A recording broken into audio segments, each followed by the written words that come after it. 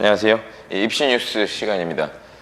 사실은 입시 뉴스라고 했지만은 뉴스가 아니에요. 요즘 이제 뉴스의 비수기이기 때문에 한창 아마 뉴스를 찾아보시면은 정시 관련된 추합 소식 이런 것만 좀 들려올 텐데, 그래서 일단 이제 본 영상 그 입시 뉴스에 관련된 가장 첫 번째 영상은 아무래도 학부모님들 사이에서도 정보의 격차가 좀 심한 편이기 때문에 가장 기본이 되는 입시 용어만 몇 가지를 좀 추려서 소개를 해드리는 시간을 그렇게 좀 진행을 할 건데, 만약에 이런 기본적인 사항은 다 안다 이렇게 생각을 하시면은 영상을 끝까지 보지 않으셔도 관계는 없습니다. 다만 부모님들하고 이제 상담을 하다 보면은 사실 교과, 비교과라든지 수시, 정시의 개념도 좀 모호하게 잡혀 있는 그러한 학부모님들도 계시기 때문에 그런 분들을 위해서 마련한 자리니까는요, 조금 쉽더라도 끝까지 좀 봐주시기 바랍니다.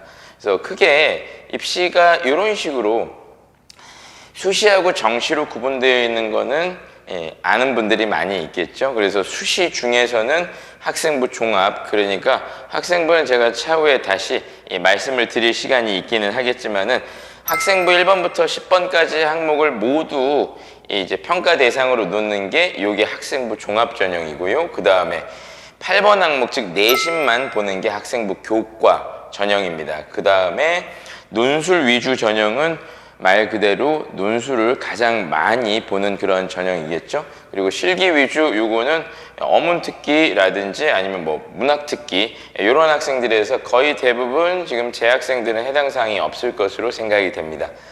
그 다음에 정시는 수능 위주하고 실기 위주로 구분이 되어 있는데, 간단하게 실기 위주는 아마 예체능 계열 쪽으로 생각을 하시면 될 거고요.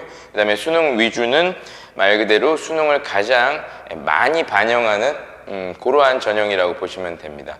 그래서 간단한 입시 용어부터 좀 출발을 할 건데, 수시하고 정시를 가장 간단하게 얘기를 하자면은 시기의 차이가 있다고 생각을 하시면 됩니다. 수시는 여기 보시다시피 글씨가 아마 작아서 잘 안 보일 텐데 편집자님이 어떻게 좀 해줄 거라고 생각을 하고요. 그래서 입시 원서를 9월 달에 접수를 하는데 9월 아주 초반에 접수를 합니다. 특히 9월 모의평가를 본 상태에서 가채점 결과만 알고 있는 그 시기쯤에 이 원서 접수가 이루어지는데, 이때 원서는 총 6장을 쓸 수 있고요. 주의사항은 이 중에서 너무 낮췄어가지고 만약에 합격이 이루어지게 되면 정시 지원은 불가능하니까 전략을 잘 세워야 되겠죠. 자, 그 다음에 이 수시 모집 6개만 쓸 수 있다고 말씀을 드렸는데 여기에 제외되는 학교가 있습니다. 첫 번째로는 산업대가 있고요. 뭐 청운대나 호원대 정도. 그 다음에 특수목적대학교가 있어요. 경찰대학, 육사, 해사, 공사 이런 학교랑 디지스트, 유니스트, 뭐 카이스트 이러한 대학들이 특수목적대학에 해당이 됩니다. 그 밖에 전문대도 수시 지원 이 6장에서 제외되는 학교이기 때문에 요렇게 지금 방금 말씀드렸던 학교만 제외하면은 6장으로 이제 제한이 된다라고 하는 걸 기억해 주시면 되겠습니다. 반면에 정시 모집은 모집 시기가 이제 12월 말에 원서 접수가 이루어져요. 그러니까 수능을 11월 치르고 난 다음에 12월 말이면 아마 크리스마스 그쯤에 되게 좀 흥겨워야 될 그런 시기에 정시 원서를 접수하게 되고요. 여기는 가군, 나군, 다군 중에서 딱 한 개의 학교만 선택을 할 수 있어요. 그러니까 3장만 쓸 수 있다고 보시면 되겠습니다.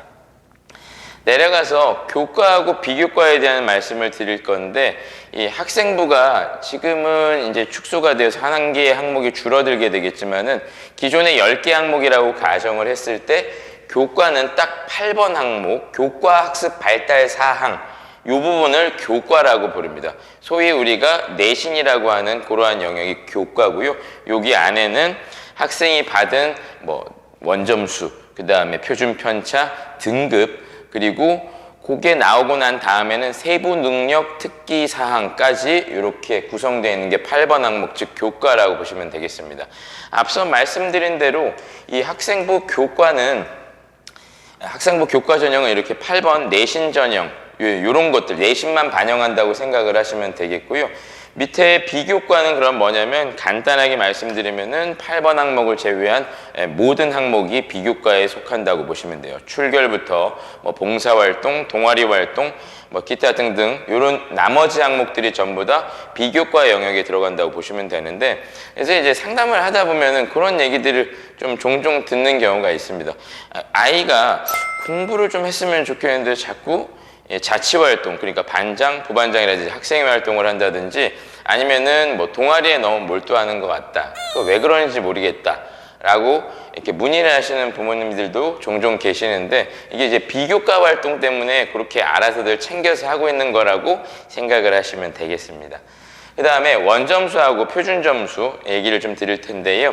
사실상 고등학교 올라가고 난 다음에 원점수는 크게 의미가 없다고 보셔도 무방합니다.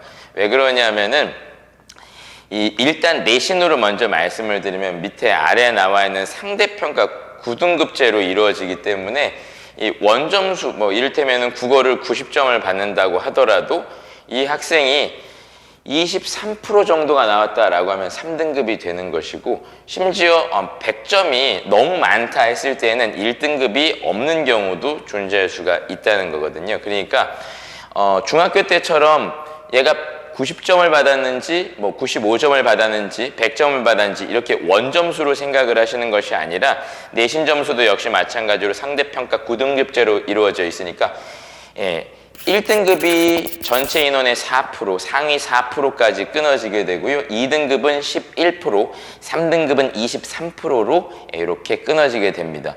그러니까 나머지 뭐 4, 5등급도 확인하시면 될 텐데, 아무래도 그 밑으로는 생각을 하고 싶지 않으실 테니까 이 정도 선에서 말씀을 드리고, 표준 점수의 개념이 나와 있는데, 표준 점수를 사실은 좀 어렵게 설명하면은 얼마든지 어렵게 설명이 가능하지만, 그냥 좀 쉽게 말씀을 드리면은 난이도에 따라서 부여된 점수라고 생각을 하시면 됩니다. 그러니까 조금 더 좀 덧붙여서 말씀을 드리면은, 평균 점수가 높은 시험, 즉 좀 쉬운 시험에서는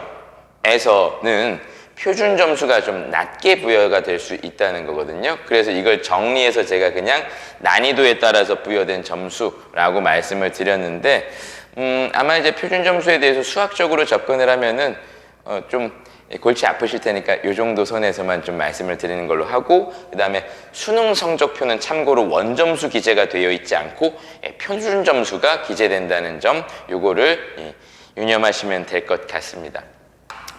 그래서 입시 용어는 사실 그 밖에도 뭐 추가 합격이라든지 뭐 충원이라든지 뭐 이것저것 많은 다양한 용어들이 있는데, 지금 일단은 가장 좀 간단한 것부터 좀 출발을 하고요. 그 다음부터 조금씩 깊게 알아가는 시간으로 한번 좀 구성을 해보겠습니다.